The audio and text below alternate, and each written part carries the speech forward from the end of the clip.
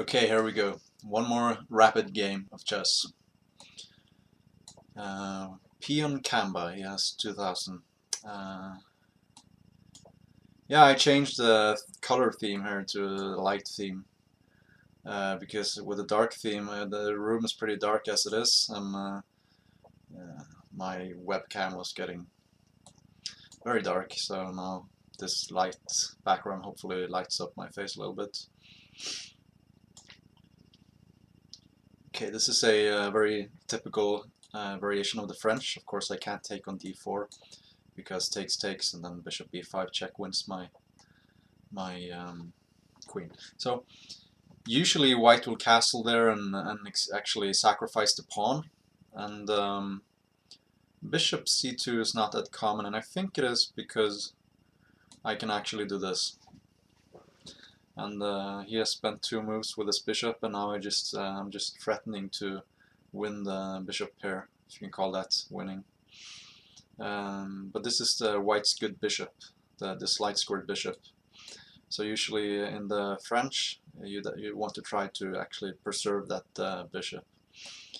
And I think as it is, black will, or in this case me, I'll get kind of easy play here. Don't have to worry too much about the kingside attack with potential sacrifices on h7 and stuff like that. And I'm just gonna try to pressure his d4 pawn.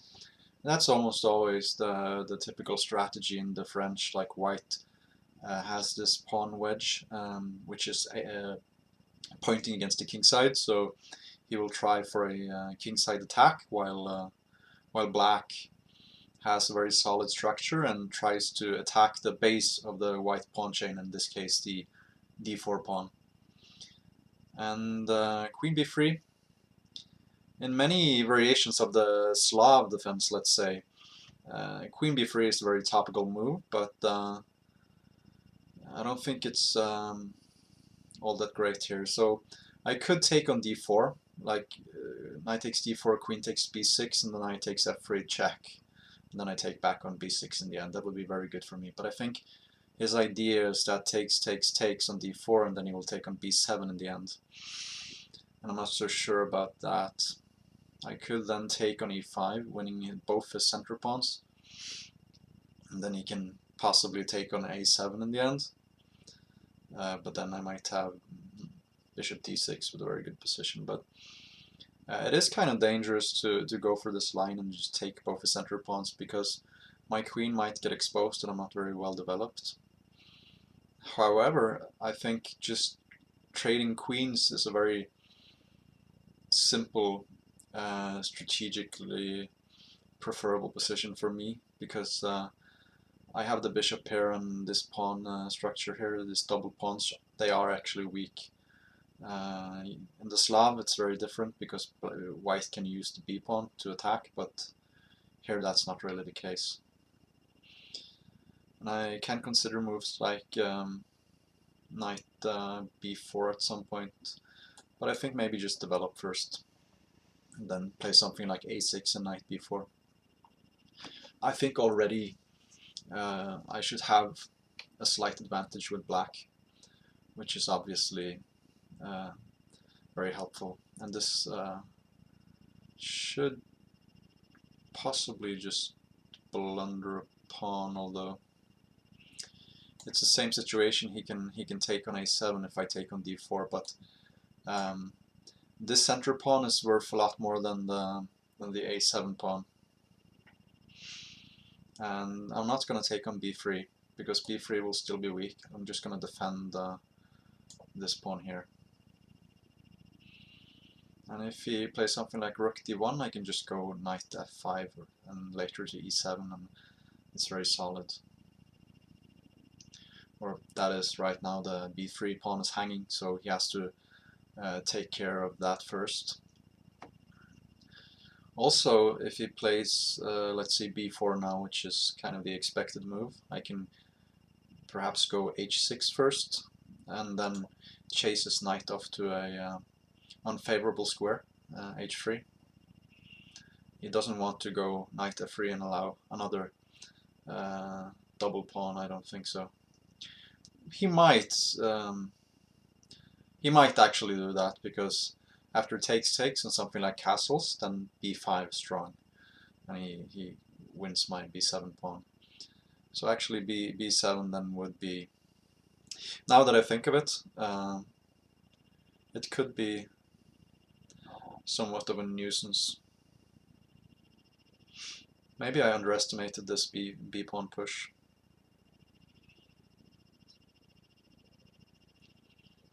Maybe bishop e7 wasn't that accurate. But right now, an important resource, if he plays rook d1, actually, I'm not so sure. Maybe I even have to go like rook b8 to be able to play knight b5, and then knight takes and bishop takes. It looks very passive, but it could be actually the best. If I castle now, I assume he's going rook d1. And then I'll lose a pawn. Actually, let's play the passive move here. Sometimes the passive move is the best one.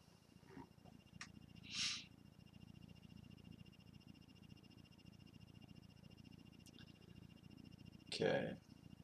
Yeah, this wasn't as great as I thought it might be. I'm not so sure. Maybe I shouldn't have allowed this this capture on a7 here. His rook got awfully active, and suddenly this weak double b pawn that I was talking about actually came into play.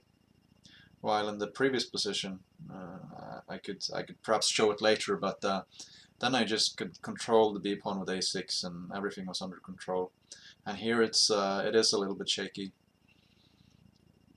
So again, I expect rook d1, then knight b5, takes, then perhaps something like rook c1. Then I could go back, just go back with bishop c6, and aiming for a quick short castle afterwards.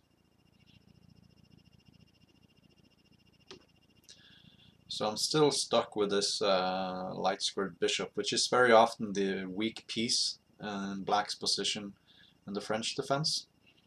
I wouldn't say it's all that weak here, but yes, so he does go for that. It could very easily come into play, but first I have to consolidate my position by castling and making sure that I don't just drop the b pawn. So one possible continuation here, of course, yes, this one, but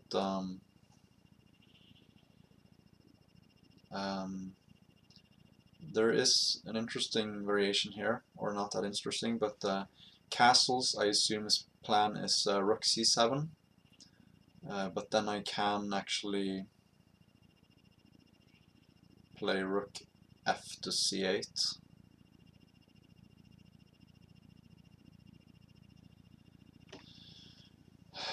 Or maybe b to c8, no. There is the weak back rank that I'm thinking about. How can I exploit that? Perhaps I could allow rook c7 and exploit the weak back rank. Also, one move would be just a normal move is bishop c4, but it's a little bit more passive, one could say. So if I play bishop c4, how is his knight coming into play? His knight is actually dominated by my bishop in this diagonal, so maybe he has to go like just give up a pawn with b3, let's say, and then rook c7, castles, takes on b7, takes, and then rook c8 or a8. Possibly awkward for him, but then again, maybe not. So let's see, castles, rook c7, rook f to c8. Rook A takes b7, rook takes c7, rook takes b8 check, king h7, and I'm threatening checkmate. That's one possible variation. But then he can just go like f3, and even if I play this one and take on b3, I will get almost the same position, except that I will have taken one of his pawns. In the other line, I would end up with threatening checkmate. He has taken my b pawn, but he still has both his b pawns, and he can avoid checkmate by playing something like f3. While here, if he plays b3, takes rook c7, castles, takes on b7, takes, then rook c8 to rook a8, he has to go f3, and then it's my move, and yeah, I could try to stop this b pawn somehow. Yeah, so this is actually what's happening. Oh, that's his idea, but I think this is definitely a weaker version, because now I just take here and I will get the b pawn straight away, like this. And there's still this looming threat of checkmate, and my d pawn is very quick now. So I think this was a big mistake, not keeping the b pawn. Now I'm just a pawn ahead. Yes, he can play rook h7 and maybe win my pawn, but before he does that, he has to actually think about how he's going to solve his problems with his king.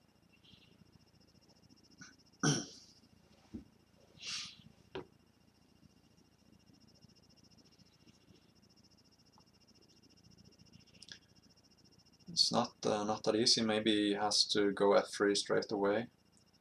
g3, it's I don't really believe in that after bishop c4. So yeah, he wants to check me on c7. That's okay. But actually, one very strong move here could possibly be rook c4, because that forces a rook trade, and then I take with the pawn, and isn't my pawn very quick then? King f1. He's actually just in time to stop the pawn with his king. It is a bit annoying that he has this check on c7 and I have to go back to the 8th rank.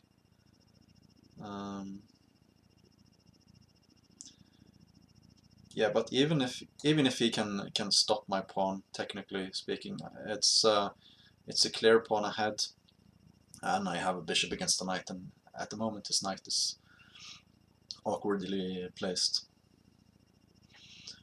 So even if it's not like a forcing win straight away, I can just bring my king over, and it should be possible to win this like this.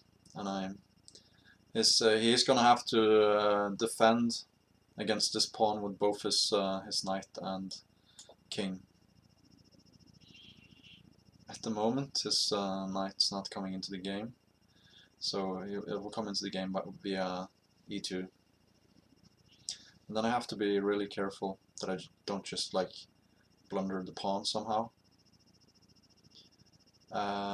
This. I was thinking maybe I could dominate this knight somehow. If I go bishop d1, I'm just threatening to play g5 and cut off his knight completely. I think that's the right way to go. Maybe he has to go g3, but all of a sudden my pawn is very quick here. If he can't bring his knight back into the defense, that means trouble. So c3, that stops king d2, but then he has knight d3. That is a little bit annoying, but if I go g5 now, which was my initial plan, he can't go to e2, I just exchange into a winning pawn endgame. So then this should be winning. If he has to go to h3, he's not coming back in time to stop the pawn. So knight h3, c3. Then if he tries to defend with his king, let's say king d3, I just go king b3 and escort the pawn. Yes, this is very easy, and I just escort the pawn like this. And king b2.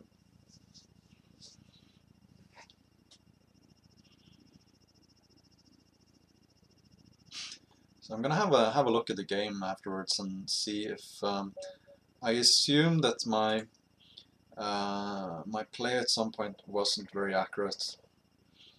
Okay, I'm asking for a computer analysis. That's always nice to have. Actually, on Lichess, there's a nice feature. If you do a computer analysis on your games, eventually you'll get like statistics and stuff like that.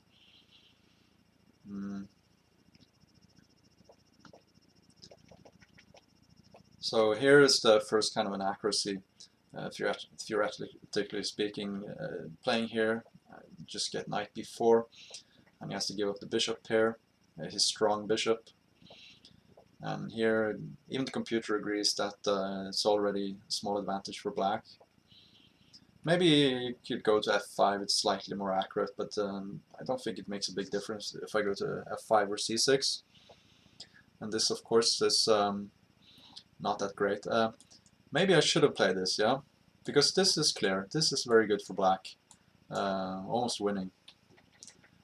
So he has to take like here. And then maybe bishop e3. I can go here. I was thinking maybe place this, but then I give up this pawn maybe. Okay, so now the computer is all of a sudden saying it's not so easy, so maybe queen b8, yeah. Bishop d6, that's an accurate move.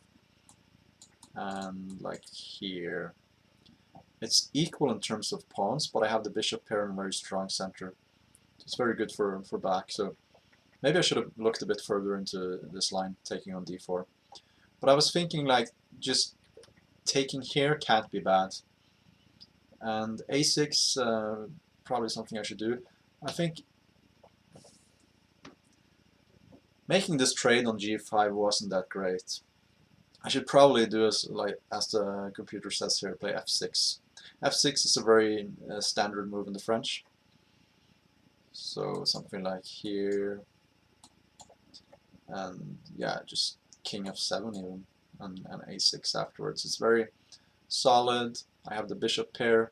These pawns are weak, and I have good control in the center and everything.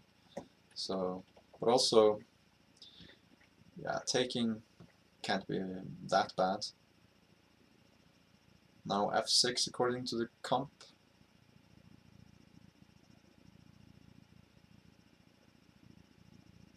Actually, king e7 is the suggested move. I'm just allowing this capture, and then rook b8. It's looks a bit counterintuitive just to hand them a pawn like that, but in this position I get very good control, and eventually I win this one. So that would have been the most accurate probably. Here, yeah, this turned out to be not very good to put my bishop there on c6. I underestimated the idea of pushing the b pawn, honestly. So b4, h6, and yeah, I probably should have gone castle here. I was scared of this one, and then here, and he takes on b7. It's probably nothing to worry about because it will be very similar to what happened in the game, or what could have happened in the game, what should have happened if he had played more accurately. So here, something like this maybe, I don't know. Yeah, here, and I will end up with the same pawn formation with one extra pawn. Here it's less favorable for me because the pawn is on the d file. Actually, even though this is one long pawn chain, I would rather have a c pawn, because that's a more distant passed pawn that can more easily be. It's more difficult to defend against, let's say. Especially against the knights, you want distant passed pawns. And knight b5 had to be played. And this was the move I missed this move. King d7, of course. That's obviously good. Just stopping rook c7 and maintaining control over the situation. Something like this, and then I have this trick, of course. Here I can take with the king, and now it's pretty much the same situation, except that I have this. I still have the b pawn, so of course this is much stronger. Yeah, that was a good one. b3 pretty much had to be played just to have some chances, and of course this is just, yeah, you know, a huge blunder. And finally, yeah, computer wants to push the pawn straight away. I can understand that, but this one here, yeah, I think this one, even it might not be the objectively ultimately strongest move, but if you see that, okay, you get this position, even if the pawn just doesn't promote straight away, you feel pretty confident that you're going to win. It's an extra pawn, it's a distant passed pawn, and this knight is kind of silly. So I think that was, there's not much you could do. And actually here bishop d1 is very strong, yeah. Just preventing the knight from defending. And g5. And if he goes knight h3, which is the only sensible move,